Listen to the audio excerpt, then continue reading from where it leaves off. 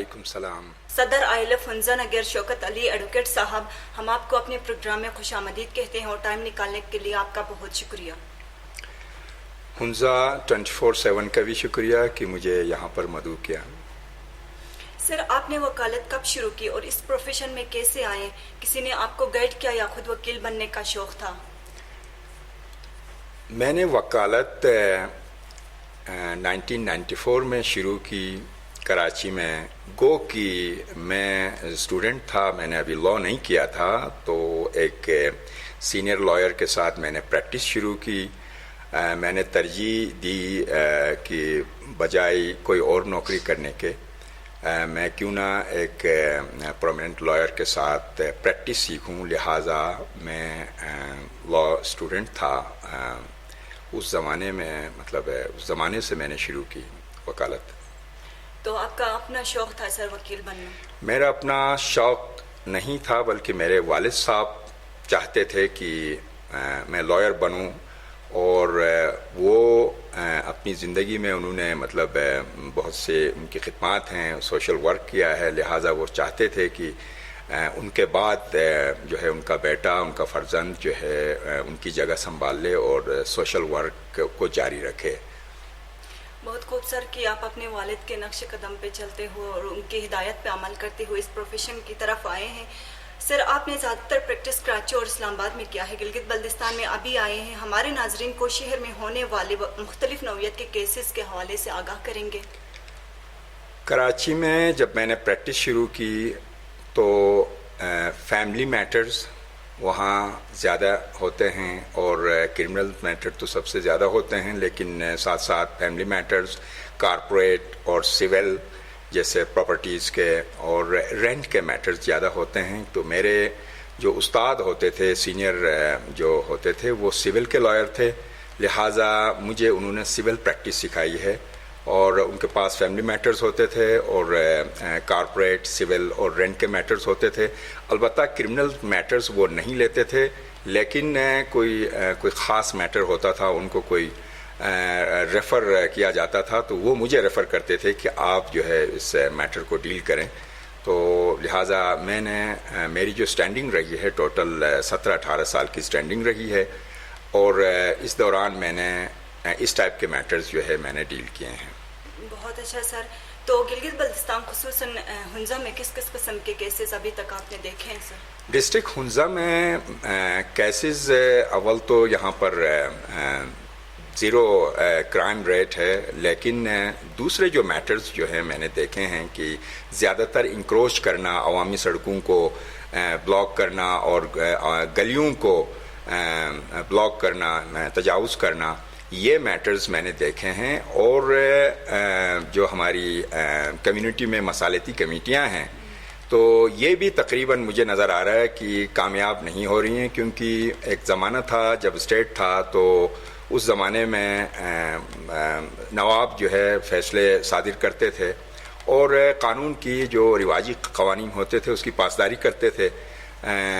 लेकिन जब स्टेट ख़त्म हुआ 74 में, उसके बाद जो है मसालती कमेटियाँ भी हैं, जिरगा सिस्टम भी है, लेकिन बहुत कम मतलब कामयाबी हुई है कि वो मसालिहत कराया हो या मैटर्स आपस में जो है ना उनके बड़े अमायदीन बैठ के, उनकी फैमिली मेम्बर्स बैठ के उन्होंने सेटल किया हो।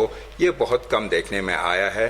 हुंजा में ज़्यादातर मैं देख रहा हूँ, गिलगित बल्तिस्तान के अलावा बिलखुसूस हुंजा में, कि ये जो इंक्रोचमेंट्स हैं, तजावुज़ करना, गलियाँ बंद करना, सड़कें बंद करना, ये ज़्यादा देखने में आए हैं। और जिसको परेशानी है, जिसके लिए रास्ता बंद हुआ है, वो भी कानून से नाबलद है कि वो दरख्वास्त कहाँ दे के वो थाने में दरख्वास्त देता है, और थाने वाले जो है वो इंसाफ तो नहीं करते हैं, अलबत्ता डरा धमका के, जो उनको जुरिस्डिक्शन भी नहीं है, इसके अलावा उनको डरा धमका के तो फिर वो केस लॉज होता है, FIR लॉज होती है और मैटर रजिस्टर होता है। तो इस तरीके के केसेस, इस तरह के केसेस मैंने देखे हैं हुंजा में। सर, तो इसके वजूहात क्या हैं? स्टेट था और स्टेट ख़त्म हुआ, इसके बाद ज़मीनी कानून आया। पहले रिवाजी कानून था और कुछ रिवाजी कवानीन जो है अभी भी लागू हैं स्टेट ख़त्म होने के बाद, لیکن اب ضمینی قانون آیا ہے، لہٰذا عوام کی اکثریت قانون سے ناواقف ہے، نابلد ہے، اس لیے یہ مسئلے مسائل پیدا ہوتے ہیں کہ یہ جو میں جرم کر رہا ہوں مجھے اندازہ نہیں ہے کہ اس کی جرم کی نوعیت کے حساب سے مجھے سزا ملے گی، لہٰذا قانون سے ناواقف ہونے کی وجہ سے اور یہ صورتحال ہے۔ سر، اس کو ہم کیسے کنٹرول کر سکتے ہیں آپ کے خیال کے مطابق؟ اس کو کنٹرول یوں کر سکتے ہیں کہ ہم عوام کو آگاہ کریں، قانون سے آگاہ کریں اور ان کی معاونت کریں، ان کو مشورہ دیں کہ آپ قانون ہاتھ میں نہ لیں اور عوامی سڑک کو تجاوز کرنا اور گلی کو بند کرنا یہ جرم ہے، ان کو آگاہ کریں گے اور سزا سے بھی آگاہ کریں گے کہ اس کی یہ سزا ہے۔ تو لہٰذا ہم ان کو قانون سے آگاہ کرنے کے لیے ہمارا کردار ہوگا آئی ایل ایف کا، آئی ایل ایف کی ٹیم کا، جو آئی ایل ایف کی ٹیم کسی بھی مکتبہ فکر سے تعلق رکھنے والا، کسی بھی مذہب سے کوئی بھی زبان بولنے والا، سب کے لیے جو ہے نا یکساں طور پہ جو ہے نا وہ کام کرے گی، ان کے لیے، ان کی مدد کے لیے جو ہے ہر وقت کوشاں ہیں۔ سر، آپ کے خیال میں لوگ قانون سے کس حد تک واقف ہیں؟ عوام کی اکثریت واقف نہیں ہے، البتہ جو شہروں میں رہے ہیں، شہروں سے یہاں آئے ہیں، وہ کچھ قانون سے جو ہے واقفیت رکھتے ہیں، کچھ واقف ہیں، لہٰذا باقی عوام کی اکثریت قانون سے ناواقف ہے اور اس کے جرم کے نتائج کیا ہوں گے، کانسیکوینسز کیا ہوں گے، اس سے بھی ناواقف ہیں۔ سر، عوام کو آگاہ کرنے کے لیے کون سا پلیٹ فارم ہونا چاہیے، ان کو ایڈوائسز دینے کے لیے یا پھر قانون سے ان کو واقف کرانے کے لیے؟ قائد کا مشن اور ویژن کو آگے بڑھاتے ہوئے اور آئی ایل ایف کا قیام ہوا ہے پورے پاکستان میں، اور میں بحیثیت صدر I L F Hunza Nagar میں اپنا کردار ادا کروں گا، آئی ایل ایف کی ٹیم کے ساتھ میں اپنا کردار ادا کروں گا۔ میری بھرپور کوشش ہوگی کہ عوام کو ان کے حقوق سے آگاہ کروں گا اور ان کے جو قانونی مسائل ہیں اور اس کے سدبات کے اس کے حل کے لیے میں قانونی چارہ جوئی کے ذریعے ان کی مدد کروں گا، ان کو حق دلانے کے لیے میں ان کو ایڈوائز کروں گا۔ سر، آپ نے کوئی کام کیا ہے اس کے اوپر یا پھر کرنے کا سوچ رہے ہیں؟ فی الحال جب سے میں صدر بنا ہوں ڈسٹرکٹ ہنزہ سے میں نے شروع کیا ہے، کیونکہ چیریٹی گھر سے شروع ہوتی ہے، لہٰذا ہنزہ سے شروع کیا ہے کہ ایک شخص نے 2 اسکولوں کے لیے راستہ بند کیا ہے، جبکہ وہ راستہ جو ہے دو اسکولز کا جو ہے انٹرنس ہے، 4 سال سے اس نے تجاوز کر کے عوام کو اور عوام کے بچوں کو جو ہے وہ پریشان کیا ہے، جبکہ Gilgit Baltistan home and presence department civil secretariat سے سیکیورٹی کے حوالے سے، سیکیورٹی آف ایجوکیشنل انسٹیٹیوشنز کے حوالے سے باقاعدہ 4 سال پہلے ہی 2016 میں یہ سیکیورٹی میجرز کے جاری کیے ہیں اور باقاعدہ سب کو لیٹر بھیجا ہے کہ آپ کے 3 گیٹ ہونے چاہیں، ایک انٹرنس ہو، ایگزٹ ہو اور ایمرجنسی گیٹ ہو، لہٰذا ایمرجنسی گیٹ تو کجا، انٹرنس ہی یہاں پر بند ہیں، تقریباً 400-500 بچے قید میں ہیں، اور انکروچر جس نے انکروچ کیا ہے عوام کو ڈراتا ہے، دمکاتا ہے اور اپنے اثر رسوخ استعمال کرنے کی کوشش کرتا ہے، جو کہ یہ جرم ہے۔ تو آئی ایل ایف کی ٹیم نے یہ بیڑا اٹھایا ہے کہ باقاعدہ قانونی چارہ جوئی کے ذریعے ہم نے درخواست دے دی ریونیو کورٹ میں متعلقہ تحصیلدار کو، تو تحصیلدار نے موقع پہ جا کے پٹواری کے ساتھ باقاعدہ انسپیکشن کر کے اور کتنا تجاوز کیا ہے وہ باقاعدہ اس کی میجرمنٹ ہو گئی ہے، اس کے بعد نوٹس جاری کیا ہے اور اس انکروچر نے باقاعدہ سول کورٹ میں اسٹے بھی لیا ہے، جو ہم ڈیفینڈ کر رہے ہیں، کنٹیسٹ کر رہے ہیں۔ تو ہم نے ہنزہ سے یہ شروع کیا ہے باقاعدہ۔ بہت اچھا سر کہ آپ نے کام شروع کیا ہے، لیکن عوام کو آگاہ کرنے کے لیے، قانون سے آگاہ کرنے کے لیے کوئی سیشن یا اویئرنیس کچھ دینے کے لیے آپ نے کیا اقدامات کیے ہیں؟ ہمارا زیادہ تر فوکس ہم یوتھ کو کر رہے ہیں، کیونکہ یوتھ جو ہے مستقبل کے لیڈر ہیں اور ہمارے جو سینئرز ہیں جو بھی کیا ہے نہیں کیا ہے ملک خطے کے لیے یا گاؤں کے لیے، تو یوتھ کی ذمہ داری ہے، ان کے کندھوں پہ یہ ذمہ داری عائد ہوتی ہے کہ وہ عوام کے لیے آگے آئیں، کام کریں، اور یوتھ آج کل جو ہے اس طرف یوتھ کا دھیان کم ہے، لہٰذا ان کو شعور دینے کے لیے ہمارا آئی ایل ایف کا جو ہے بھرپور کردار ہوگا، اور ہماری کوشش ہے کہ یوتھ کو جو ہے موبلائز کریں، ان کو آرگنائز کر کے ان کو بتائیں کہ آپ کی یہ ذمہ داریاں ہیں سیکیورٹی کے حوالے سے، اور گاؤں میں درپیش جو عوام کو مسائل سے متعلق، اور یوتھ کا کردار جو ہے سب سے زیادہ اس میں ہوگا. لیکن ان کو فی الحال شعور ہم دے رہے ہیں، موٹیویشنل لیکچرز ہم نے شروع کیے ہیں، تو لہٰذا یہ یوتھ کی ذمہ داری ہوگی مستقبل میں بھی، اور یوتھ کا کردار زیادہ اہم ہوگا تو اس کو مسائل کو حل کرنے کے لیے. بہت اچھا سر، اگر شہریوں کو ان کے حقوق سے محروم کیا جاتا ہے تو ان کو کون سا پلیٹ فارم استعمال کرنا چاہیے؟ شہریوں کے بہت سے بنیادی حقوق ہیں، اور مثلا انہیریٹنس میں ایک حق ہوتا ہے جو کہ رواجی قوانین کے مطابق ان کو بیٹی کو جو ہے باپ کے انہیریٹنس سے پراپرٹی کا حصہ نہیں دیا جاتا ہے، لیکن شریعت لا سپیریئر لا ہے، لہٰذا وہ قانونی چارہ جوئی کے ذریعے جو ہے ان کو اپنا حصہ دلایا جا سکتا ہے. اور آئی ایل ایف کی ٹیم بھی اس میں جو ہے دلچسپی لے رہی ہے کہ اگر کوئی مطلب ایگریوڈ پرسن آئے اور آئی ایل ایف کو اپروچ کرے تو ہم قانونی چارہ جوئی کے ذریعے جو ہے ان کو اپنا حق دلا سکتے ہیں.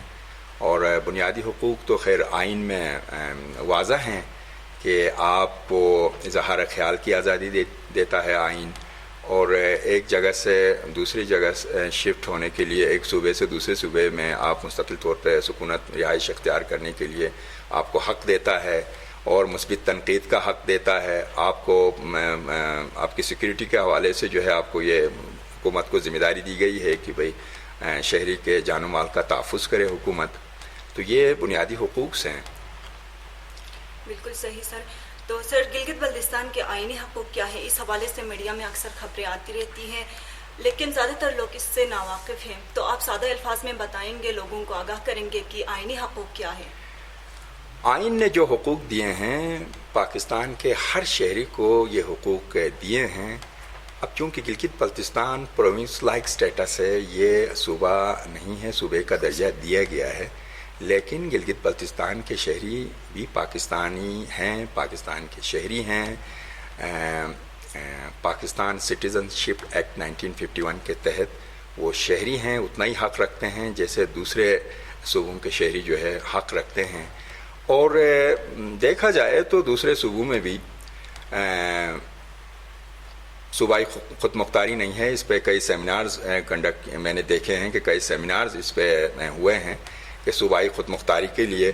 تو لہٰذا گلگت بلتستان کا ہر شہری جو ہے وہ اتنا ہی حق رکھتا ہے جیسے دوسرے صوبے کا جو ہے وہ شہری حق رکھتا ہے.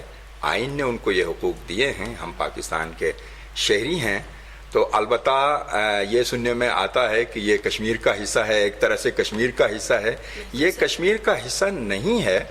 اور یہ جو آرڈر آیا تھا 2018 میں گلگت جی بی آرڈر آیا تھا، اس پہ تحفظات یہ تھے کہ اسٹیک ہولڈرز کو جو ہے ساتھ نہیں بٹھایا اور باقاعدہ کا کیبنٹ میں پیش نہیں کیا. اور سپریم کورٹ میں ایک میٹر چل رہا تھا، باقاعدہ سپریم کورٹ کا بھی جو ہے یہ ورڈک آیا ہے. تو انشاءاللہ ہم امید ہے ہمیں کہ جلد از جلد جو ہے یہ اعلان ہوگا، صوبہ بن جائے گا، پروونس بن جائے گا. بہت اچھا سر. تو سر آپ بتائیں گے کہ ہنزا کے لوگوں کو زیادہ تر کورٹ کچہری کے حوالے سے علم نہیں ہے، تو کورٹ کچہری کے حوالے سے آپ ان کو آگاہ کریں گے سر؟ یہ بہت ضروری ہے. ہم نے اولین ترجیح اس چیز پہ دی ہے کہ ایک شخص کے ساتھ زیادتی ہوتی ہے، اسے اتنا نہیں معلوم کہ درخواست کہاں دینی ہے، پراپر فورم کیا ہے. وہ جو درخواست تحصیل میں دینی ہوتی ہے وہ جا کے ایس ایچ او کو دے دیتا ہے، ایس ایچ او کو جو ہے تھانے میں ریسیو کراتا ہے، اور جو ایس ایچ او کو دینی ہے وہ جا کے ڈی سی صاحب کو دیتا ہے. تو لہٰذا ہم اس پہ بہت توجہ دے رہے ہیں کہ عوام کو ہم آگاہ کریں. واقف کی 3 کورٹیں ہیں، ایک ریونیو عدالت ہے، ایک سول عدالت ہے اور کرمنل کورٹ ہے. تو یہ تحصیلدار کی جو عدالت ہے یہ ریونیو کورٹ کہلاتا ہے. تو باقاعدہ ایسی تحصیلدار یہ ریونیو کورٹس کے جو ہے نا بحیثیت جج جو ہے وہ وہاں پروسیڈ کرتا ہے. کوئی شخص گلی تجاوز کرتا ہے یا عوامی سڑک تجاوز کرتا ہے تو تحصیلدار باقاعدہ ان کو نوٹس بھیج سکتا ہے، اس انکروچمنٹ کو ڈسمنٹل کر سکتا ہے. تو ان کو یہ پاورز ہیں. البتہ سول کورٹ اس چیز کے لیے ہے کہ ریکوری، جیسے ایک شخص نے آپ کو رقم دینی ہے یا آپ سے ادھار لیے ہیں یا وہ انکار کرتا ہے، تو پھر سول کورٹ سے رجوع کیا جائے کہ وہ ریکوری جو ہے کا کیس سوٹ فائل کریں. اس کے علاوہ جو ہے کسی پراپرٹی پہ آپ کا حق ہے، آپ کو آنر ڈکلیئر کرانے کے لیے، ڈکلیریشن سیک کرنے کے لیے سول کورٹ جانا ہوتا ہے. اور تیسرا، کوئی ایسا ڈاکومنٹ، کوئی ایسا انسٹرومنٹ بنا ہے کسی پراپرٹی سے متعلق کو جس کو کینسل کرانا ہے، فراڈولنٹلی وہ جو ہے انسٹرومنٹ بنا ہے آپ کو نوٹس کیے بغیر، تو لہٰذا اس کینسلیشن آف ڈاکومنٹس کے لیے بھی سول کورٹ سے رجوع کیا جاتا ہے. تو اس طرح فیملی کورٹس ہیں اور سول جج کو فیملی پاورز بھی ہیں، اور وہ ایز اے فیملی جج بھی جو ہے وہ پروسیڈ کرے گا فیملی میٹر کو. تو لہٰذا criminal courts, civil courts, family courts اور ریونیو کورٹس، تو عوام ریونیو کورٹ سے واقف نہیں ہے. تو چونکہ ایسی صاحب کا جو فیصلہ ہوتا ہے، تحصیلدار کا جو فیصلہ ہوتا ہے، ریونیو کورٹس کا فیصلہ سول کورٹ میں چیلنج نہیں کیا جا سکتا ہے، اس لیے کہ ریونیو کورٹس جو ہے سول کورٹس کے ماتحت نہیں ہے. تو ریونیو فورم میں ہی جو ہے نا اس کی اپیل ہوگی، کمشنر صاحب کو اپیل ہوگی. تو ان چیزوں سے ہم نے واقف کرنا ہے عوام کو، ہر شہری کو ان چیزوں سے واقف کرنا ہے. صحیح سر. تو انصاف لوئر فورم ہنزا نگر کے صدر ہیں، تو آپ نے اس مقصد کے لیے اپنا یہ فورم بنایا ہے؟ بالکل، عوام کے مسائل کو کم کرنے کے لیے، عوام کے مسائل کو حل کرنے کے لیے، اور بغیر کسی زبان، مسلک یا قومیت کے ILF کے دروازے جو ہے سب کے لیے کھلے ہیں، ہر شہری کے لیے کھلے ہیں. تو وہ اپروچ کر سکتا ہے. ہم خدمت کے لیے جو ہے بیٹھے ہیں. ٹھیک سر. اگر کوئی بندہ مسئلے کا شکار ہے تو آپ ان کو کیسے مدد کرتے ہیں سر؟ ہم ان کو ایڈوائز کرتے ہیں کہ آپ جو ہے یا تو ان پرسن اپنے طور پہ پراپر فورم میں اپلیکیشن آپ موو کریں، تو یا ہم اپنے دفتر میں بلاتے ہیں اور ان سے ہم پوچھتے ہیں اور وہ اپنے کاغذات کے ساتھ آتا ہے. اگر ایسا کوئی کیس جس میں جان نہیں ہے تو ہم ان کو ایڈوائز دیتے ہیں کہ آپ کا وقت ضائع ہوگا، آپ کے پیسے ضائع ہوں گے، لہٰذا آپ جو ہے درمیانہ راستہ نکالنے کی کوشش کریں اور حل کی طرف جو ہے نا آپ کمپرومائز کی کوشش کریں. تو وہ جا کے سمجھدار پارٹیاں عموماً جو ہے کمپرومائز کرتی ہیں، اپنا معاملہ جو ہے سیٹل کرتی ہیں. لیکن کچھ ایسے بھی ضدی ہیں جو کہتے ہیں کہ نہیں میں عدالت ہی جاؤں گا یا جاؤں گی، تو وہ عدالت جاتے ہیں. پھر عدالت میں جو ہے وہ پرولونگ سول پروسیجر جو ہے بہت اس میں لینتھی، اس میں بہت ٹائم لگتا ہے. تو لہٰذا جو ہے اسپیڈی ٹرائلز بھی نہیں ہوتی ہیں ججز کی کمی کی وجہ سے اور جوڈیشل سسٹم میں کچھ خامیوں کی وجہ سے، تو اور میرٹ پہ فیصلے بھی نہیں ہوتے ہیں. ٹھیک سر. سر تو آپ ہمارے عوام کو آگاہ کریں گے کہ قانون کے کتنے قسم ہیں؟ قانون کی اقسام تو میں نے بتائیں کہ ایک ڈیوائن لا ہے، شریعت کا قانون ہے، اور ایک کسٹمری لا ہے جو رواجی قانون کہلاتا ہے، اور اسٹیٹ ختم ہونے کے بعد بھی اب بھی لاگو ہیں چھوٹے چھوٹے جو قوانین ہیں. اور ایک زمینی قانون ہے جس کو لا آف لینڈ کہتے ہیں، جس کے تحت یہ عدالتیں بنی ہیں اور میٹرز جو ہے یہاں پر پروسیڈ ہوتے ہیں زمینی قانون لا آف لینڈ کے تحت. اور شریعت کا قانون جو ہے وہ سپیریئر ہے، وہ سپیریئر لا ہے، شریعت لا. قانون کی 3 قسمیں ہیں سر. جی. تو یہ تینوں مسلم کنٹریز میں ہے یا نان مسلم کنٹریز میں؟ نان مسلم کنٹریز میں بھی ہے. انگلینڈ میں بھی جو ہے یہ رواجی قانون جو ہے وہ ہے، وہاں پر باقاعدہ ریٹن فارم میں نہیں ہے. تو رواجی قانون کسٹمری لا وہاں پر نافذ ہے، وہاں باقاعدہ کنگڈم ہے، کراؤن ہے، ویلز باقاعدہ وہاں پر کوئنگ ہے. تو شریع اللہ جو قانون آپ نے بتائے سر، جی، وہ بھی نان مسلم کنٹریز میں ہے؟ مسلم کنٹریز میں تو ہے ہی ہیں. نان مسلم کنٹریز میں بھی اگر کوئی مسلم ہے، مسلم خاتون مثلاً خلا لیتی ہے یا شوہر طلاق دیتا ہے، تو پھر مسلم فیملی لا کے تحت وہ نان مسلم جج جو ہے وہ پھر کیس کو ٹرائی کرے گا اور پھر فیصلہ کرے گا. بالکل صحیح. وہ ایک اسپیشل لا ہے. تو سر ہنزا میں زیادہ تر جو مقدمات یا کیسز یا مسئلے ہوتے ہیں وہ لیگل فورم سے ہٹ کے کرنے کی کوشش کرتے ہیں. اس حوالے سے آپ بتائیں گے کہ کیا یہ صحیح ہے یا پھر غلط ہے؟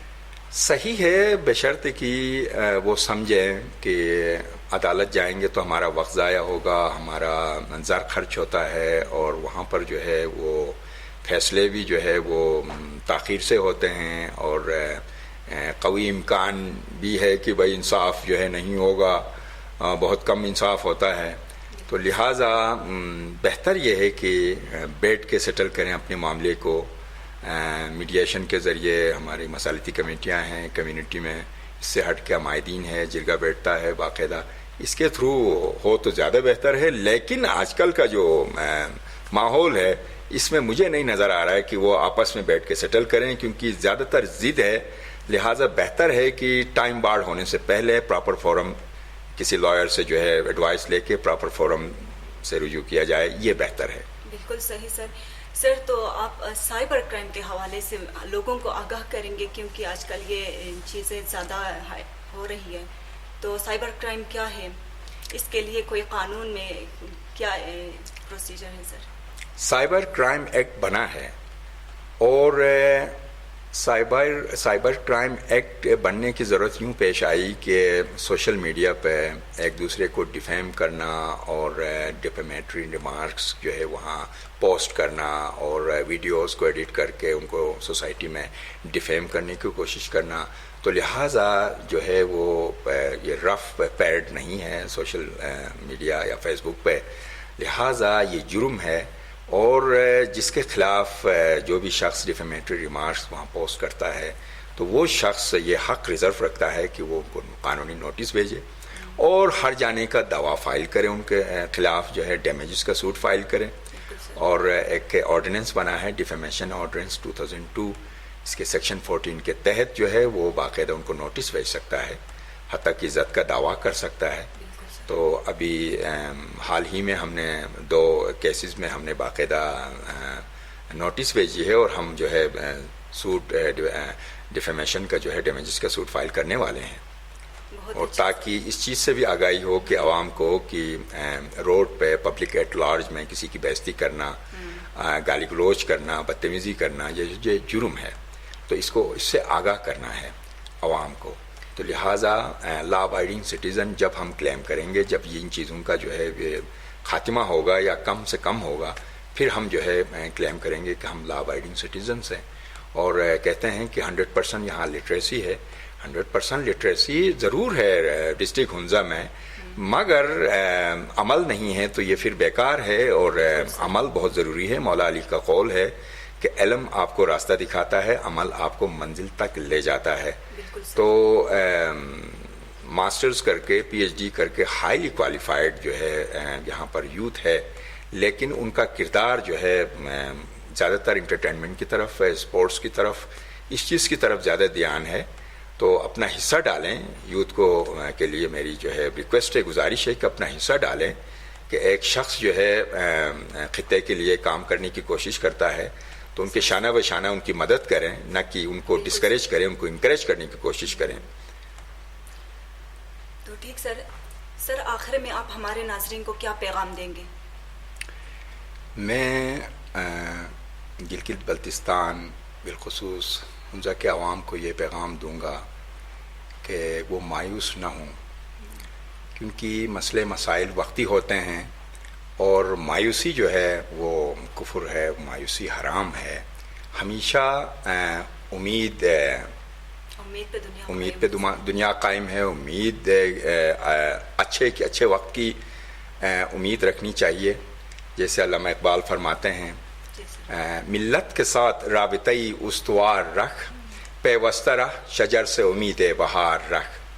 حافظ شرازی بھی فرماتے ہیں اس چیز پہ، حافظہ غم مخور کی شاید بخت، عاقبت برکشت ز چہرہ نقاب. کیونکہ یہ دونوں جو ہے امید کے اوپر ہے کہ عوام میں مایوسی جو نظر آ رہی ہے، بالکل مایوس نہ ہوں، سخت محنت کرنی ہے. اور اکثر میں سنتا ہوں کہ ارے ہماری تو کوئی حیثیت ہی نہیں ہے، گلگت بلتستان صوبہ ہی نہیں ہے، یہ بے آئین ہے، یہ ہے وہ ہے. ایسا نہیں ہے. تو ظلم کا چراغ ہمیشہ کے لیے نہیں جلتا ہے. وہ جلتا ہے تو ایک رات جلتا ہے، پھر اگلی رات جو ہے بجھ جاتا ہے. تو یہ مسئلے مسائل وقتی ہوتے ہیں. سورج کے سامنے بادل آتے ہیں، پھر چھٹ جاتے ہیں، ہٹ جاتے ہیں. تو ایک صوفی شاعر کا شعر یاد آ گیا چراغ ظلم ظالم تا دم محشر نمی سوزد، اگر سوزد شبی سوزد به فردا شب نمی سوزد. ظلم اور ظالم کا چراغ ہمیشہ کے لیے نہیں جلے گا، جلے گا تو ایک رات جلے گا، اگلی رات نہیں جلے گا. تو دائمی رہنے والی جو چیز ہے، جو جس کو پاور ہم کہتے ہیں، وہ نالج ہے، وہ علم ہے. تو اگر علم کو ہم استعمال نہیں کریں گے، اس پہ عمل نہیں کریں گے، تو پھر ایک شاعر کے بقول ز علم بے عمل بت خانہ بہتر، ز کم اصلاً سگے دیوانہ بہتر. تو لہٰذا علم ہم حاصل کریں اور ساتھ میں اس نالج کو ہم شیئر کریں، اور عقل و دانش رکھنے والا ہی جو ہے عظیم ہستی کہلاتا ہے. تو مولانا رومی فرماتے ہیں تمہاری اصل ہستی تمہاری سوچ ہے، باقی تو سب ہڈیاں اور گوشت ہے. تو لہٰذا انسان سوچ سے بڑا ہوتا ہے، انسان جو ہے فکر سے، عقل و دانش سے ممتاز ہوتا ہے اوروں کے نسبت. تو لہٰذا باقی تو ہم سب اللہ کے مخلوق ہیں، ہم سب برابر ہیں ایز اے ہیومن بینگ. لیکن ہیومن بینگ بننے کی کوشش ہونی چاہیے، نہ کہ ہیومن کراؤڈ. تو کراؤڈ کے بجائے جو ہے ہم انسانیت کی طرف، کیونکہ انسانیت جو ہے رنگ نسل ذات مذہب سے بالاتر ہے. تو میرا یہ پیغام ہے کہ ہم اللہ کا لاکھ لاکھ شکر ادا کرتے ہیں کہ دوسرے صوبوں، پاکستان کے دوسرے صوبوں کی نسبت گلگت بلتستان میں لیونگ سٹینڈرڈ جو ہے بہت بہتر ہے. میں نے صوبہ سندھ میں تقریباً 38 سال شہر کراچی میں گزارے ہیں، لیکن وہاں لیونگ سٹینڈرڈ جو ہے 10% کا جو ہے بہتر ہے، باقی جو ہے 90% کا لیونگ سٹینڈرڈ سے بہتر گلگت بلتستان کے شہریوں کا لیونگ سٹینڈرڈ ہے. تو لہٰذا ہمیں فخر کرنا چاہیے، اور پورے پاکستان جو ہے فخر کرتا ہے ہمارے خطے پہ. اور آج کل جو ٹورسٹ کا جو فلو ہے، کو پہاڑ تو اور جگہ بھی ہیں، لیکن یہاں کا کلچر، یہاں کے لوگ تہذیب و تمدن سے اٹریکٹ ہو کے یہاں آتے ہیں. تو کتابیں لکھی ہیں لوگوں نے. لہٰذا میرا پیغام یہ ہے کہ بہتر کی کوشش ہونی چاہیے، سخت محنت کرنی چاہیے.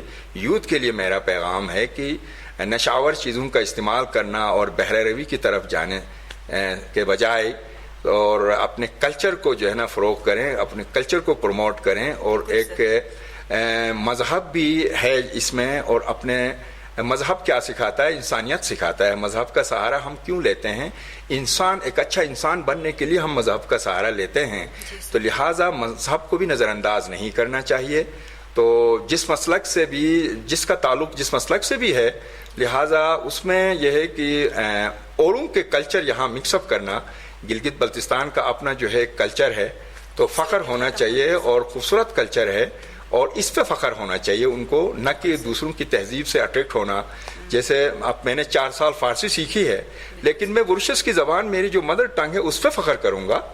ٹھیک ہے، فارسی زبان اسلامی زبان ہے، فارسی زبان عربی زبان اسلامی دنیا کی دونوں، یہ 2 زبانیں ہیں.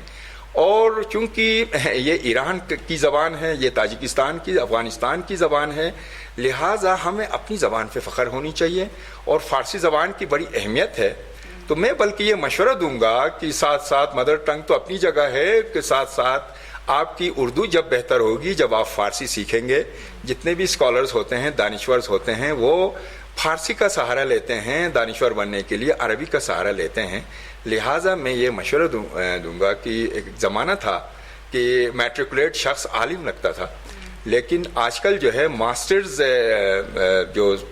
کا جو اسٹوڈنٹ ہے، وہ مجھے مطلب ایک عام شخص لگتا ہے، عام مطلب لٹریٹ نہیں لگتا ہے. اس کے جسچر بتاتا ہے، اس کی باڈی لینگویج بتاتی ہے، اس کا ایٹیچیوڈ بتاتا ہے. لہٰذا کوشش ہونی چاہیے کہ بھائی ایتھکس، خالی ڈگری ہولڈر ہونا کافی نہیں ہے، بلکہ شخصیت کی تربیت ہوتی ہے. نالج گین کریں کہیں سے بھی. تعلیم کا مقصد یہ ہے جو ہے فیکٹس کو، کلیکشن آف فیکٹس نہیں ہے. تعلیم کا مقصد جو ہے فارمیشن آف کریکٹر ہے. تو لہٰذا ایک اچھا شہری ثابت ہونے کے لیے، ملک کے لیے، قوم کے لیے، مطلب ان کو رہنمائی کرنے کے لیے، قوم کی خدمت کرنے کے لیے ایک ایجوکیٹڈ شخص بہتر خدمت کر سکتا ہے بنسبت جو ہے ایک ان ایجوکیٹڈ شخص کے. تو میرا یہ پیغام ہے کہ تعلیم کی طرف دھیان دیں ٹھیک سر. اور ناپسندیدہ سرگرمیوں سے اپنے آپ کو دور رکھیں، نشاور چیزوں سے جو ہے اجتناب کریں، خصوصاً یوتھ کے لیے میرا یہ پیغام ہے. ٹھیک ہے سر. تھینک یو سو مچ سر. صدر ILF ہنزا نگیر شوکت علی ایڈوکیٹ صاحب کی آپ نے ہنزا 24/7 کو ٹائم دیا، آپ کا بہت بہت شکریہ.